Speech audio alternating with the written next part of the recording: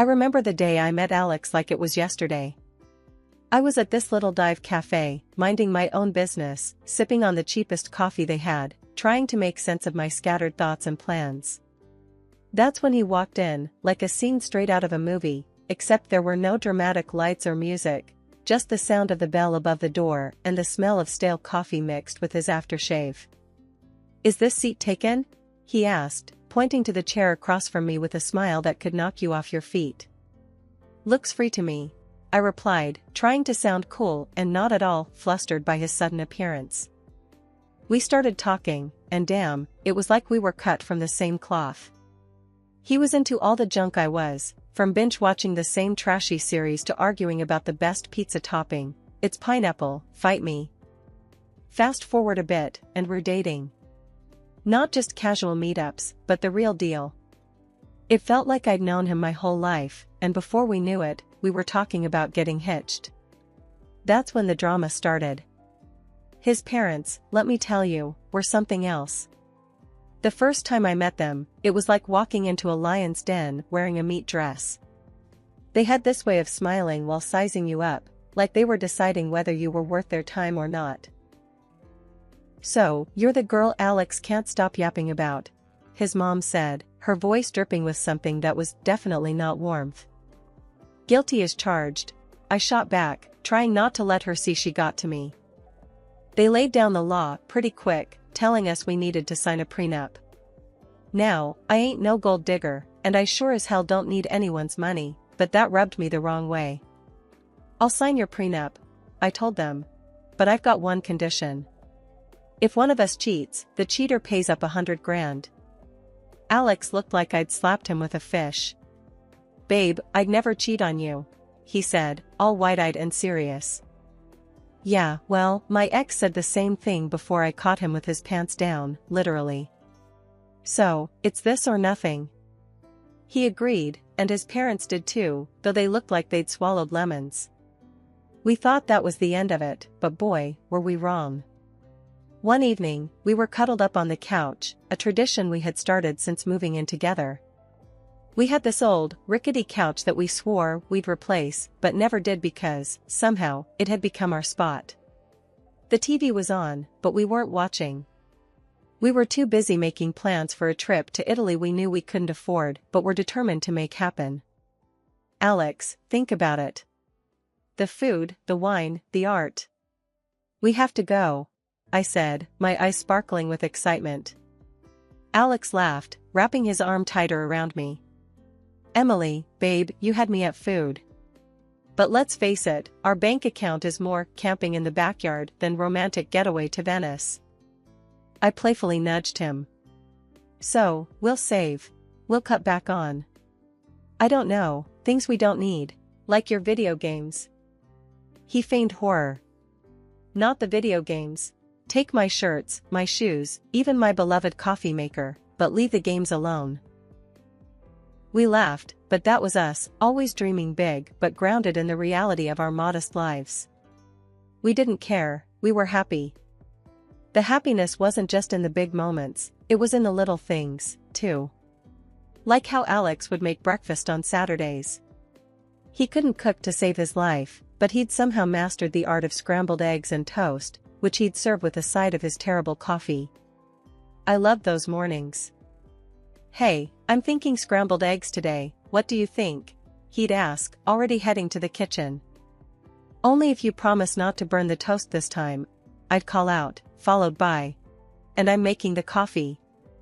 One day, the topic we had been avoiding came up. We were doing dishes together, a mundane task that somehow felt special because we were doing it together. "Emily, we need to talk about, starting a family," Alex said, breaking the comfortable silence. I paused, a plate in hand. "I know. It's scary, isn't it? What if we can't?" Alex turned to me, drying his hands on a towel. "Then we'll deal with it, together. But we won't know until we try, right? I mean, how hard can it be?" I laughed, a mix of nerves and love. Famous last words, babe. But that's how it was with us. No matter what we were facing, we faced it together. Even when his mom started dropping not-so-subtle hints about grandchildren every chance she got, we took it in stride. "Emily, darling, when are you going to give me some grandbabies? You're not getting any younger, you know," she'd say, her voice sweet but the message anything but. I'd bite my tongue, smile, and say, "We're working on it, aren't we, Alex?" And he'd jump in, "Yeah, Mom, lay off, will you? These things take time." But as the year went on, the pressure started to build, not just from his mom, but from within. We wanted a family, but it wasn't happening as easily as we had hoped. Ever since Judy found her new hobby of making my life a living hell, our home turned into a battleground, and the main weapon was her sharp tongue. It wasn't just about the occasional jibe anymore, it was an all-out war, with daily assaults on my self-esteem and role as a wife. It all spiraled one Sunday lunch, a day that was supposed to be laid back and peaceful.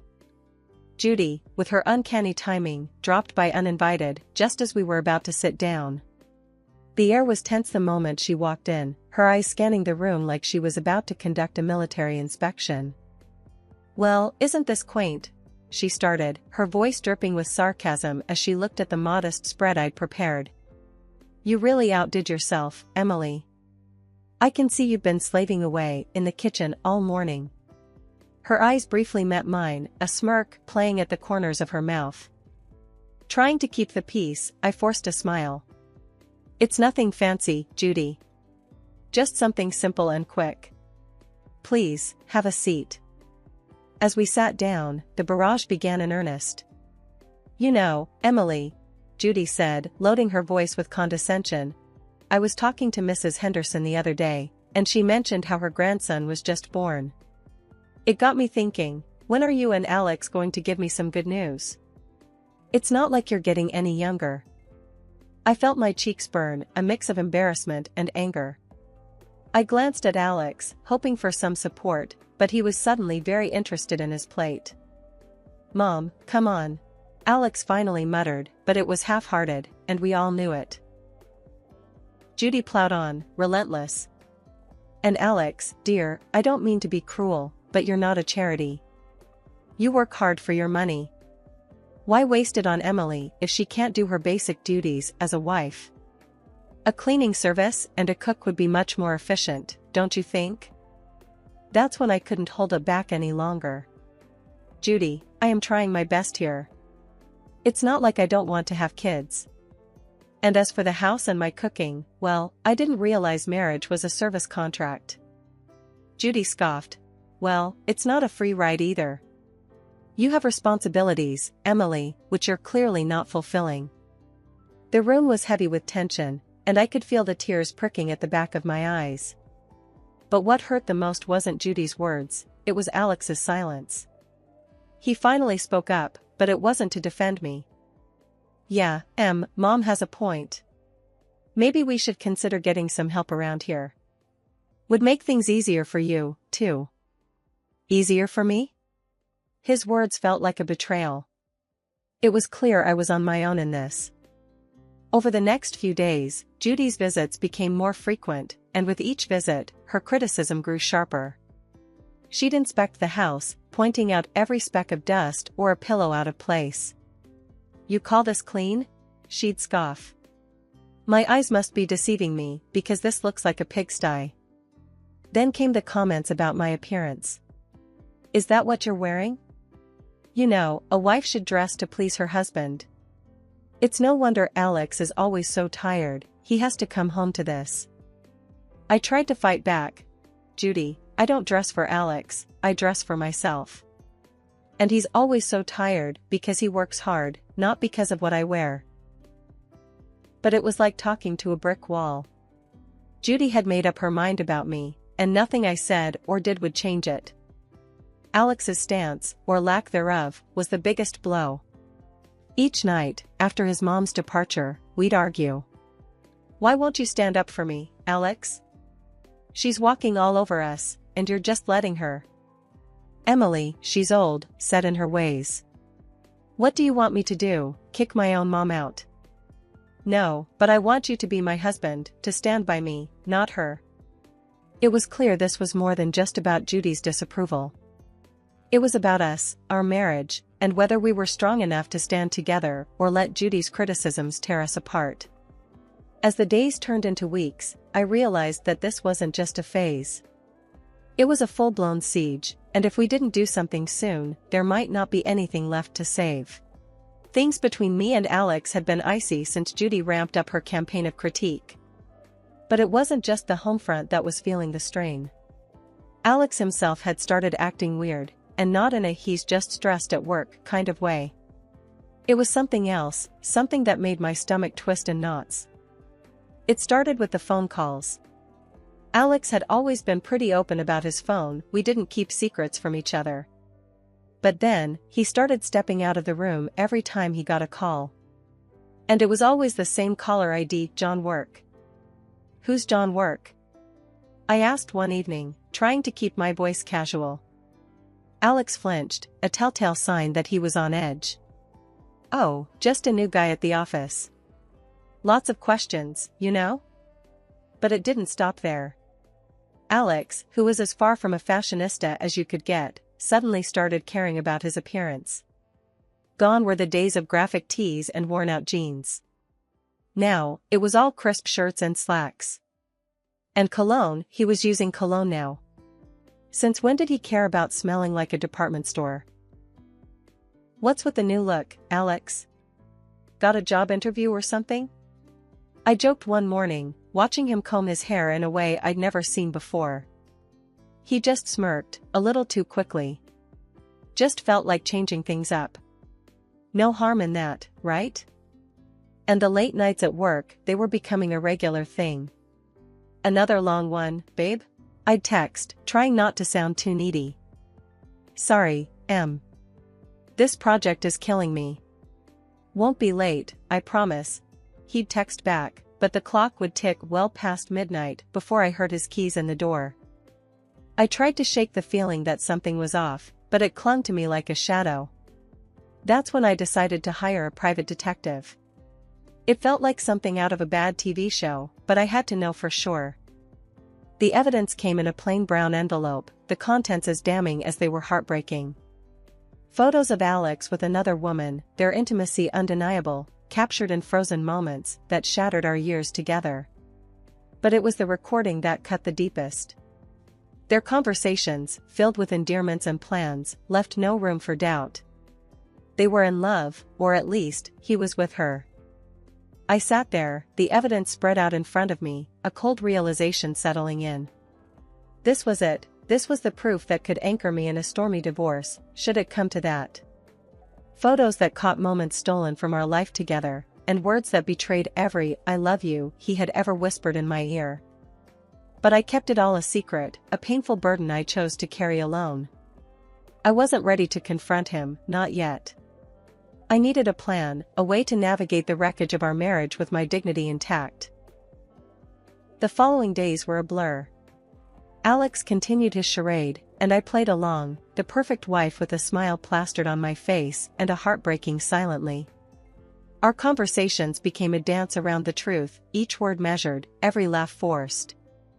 Everything okay, Em? You've been quiet, Alex would ask, his concern seemingly genuine. Yeah, just tired, you know? Work's been crazy, I'd reply, the lie tasting bitter on my tongue. It was just another mundane day, or so I thought, until I stumbled upon a conversation that would change everything. There I was, passing by the slightly ajar door to Alex's office, when their voices caught my attention. It was Alex and his mother, Judy, and they weren't just chit-chatting. The tone was serious, heavy with intent. I'm telling you, Mom, I can't do this anymore. It's not just about the kids, I've lost all feeling for Emily. It's like we're roommates, not husband and wife. Alex's voice, strained and tired, floated through the gap. Judy's voice, ever so sharp, replied, Well, of course, you feel that way. She's not given you a child, and let's be honest, what else has she brought to this marriage? But let's not be hasty. My 70th birthday is coming up, and we wouldn't want to miss out on a generous gift from her, now would we? The cynicism in her voice was like a knife twisting in my gut. They were plotting against me, using me until they deemed it convenient to throw me aside. And after we get a nice, expensive gift, we can kick her to the curb, right? Alex said, his voice cold and calculating. Exactly, dear. Just bide your time a little longer, Judy confirmed, her voice dripping with malice. I stood there, rooted to the spot, a mix of shock and anger boiling inside me. They were planning my exit from this family as casually as one would plan a grocery list. The hurt was deep, but it sparked something else in me, a burning desire for revenge. They thought they could use me, discard me at their convenience? I'd show them I wasn't just some pawn in their twisted game. A few days later, during a family dinner that felt more like a farce than a meal, Judy brought up her upcoming birthday. With the same smirk that I had come to despise, she leaned in and asked, "So, Emily, dear, what are you planning for my birthday? Something special, I hope." I met her gaze, my face a mask of calm. "Actually, Judy, I was thinking of throwing you a dinner at the city's most luxurious restaurant. A night you won't forget." Her eyes lit up with greed, and she exchanged a quick, satisfied look with Alex. They thought they had me cornered, but little did they know, I was already 2 steps ahead. "Oh, Emily, that sounds delightful. Just close family, you know." "Keep it intimate," Judy said, her voice oozing fake sweetness. "Of course, Judy. It'll be our pleasure," I replied, the words tasting like ash in my mouth. The weeks leading up to Judy's 70th birthday felt like a slow march towards D-Day. Every smirk from her, every indifferent shrug from Alex, fueled my resolve. The plan was simple yet bold, just like the movies: host a lavish dinner at the city's most luxurious restaurant under the guise of a loving gesture, then drop the bombshell. But, like any good plot, the devil was in the details. The night before the party, the tension at home was palpable. Alex, oblivious to the storm brewing, was casually lounging on the couch, scrolling through his phone. "Everything set for tomorrow?" he asked, not looking up. "Oh, you could say that," I replied, my tone light, belying the turmoil inside. The day arrived, and as guests started to fill the opulent dining room reserved for Judy's celebration, the air was thick with anticipation. My heart raced, not from nerves, but from the adrenaline of what was about to unfold. Judy, ever the queen bee, basked in the attention, lavishing in the luxury of her surroundings. "Oh, Emily, you've outdone yourself. This place is exquisite," she exclaimed, her voice loud enough for nearby tables to hear. As we all settled in, the meal proceeded with the kind of forced merriment that comes with such family gatherings. Laughs were shared, stories exchanged, and then, as the dessert plates were cleared away, the waiter approached with the final act of the evening, the bill. He leaned in, discreetly informing us the dinner cost was $3,000. Without missing a beat, I handed over my card, the gesture unnoticed by most. It was then Alex, with a smirk that didn't reach his eyes, decided to drop his bombshell. "Emily, I think it's time everyone knew. I'm tired of this, of us. I want a divorce." The words hung in the air, a toxic cloud that seemed to suffocate all other noise in the room. Before I could even process the full weight of his statement, Judy piped up, her voice sharp and unforgiving. "Well, then. Since that's out in the open, I think it's best you leave, Emily. We're celebrating family tonight, and well, you're no longer part of it." The room went deadly silent. Every eye was on me, waiting to see how I'd crumble. But I didn't. With a calm I didn't feel, I stood, nodded, and walked out without a word. The cool night air hit me like a slap as I made my way home, the finality of everything that had happened washing over me in waves. By the time I reached his apartment, a plan formed. I packed my essentials, the numbness giving way to a cold resolve. This was it. The end of one life and the start of another. As I zipped the last suitcase, my phone started buzzing, a relentless, insistent vibration that I initially ignored. Curiosity, however, got the better of me. Judy's voice screeched from the other end. Emily. The payment didn't go through. You need to fix this now. The sweet, sweet irony. In my preparations for the inevitable, I had secured my exit strategy. I had blocked the shared account, knowing it would be the first thing Alex would try to use against me.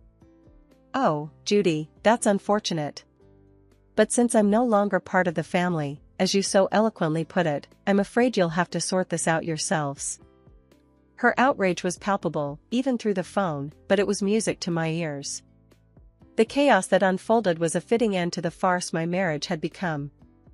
Reports came through the grapevine of the restaurant staff demanding payment, of Judy's escalating tantrums, and eventually, the arrival of the police to calm the storm she had become.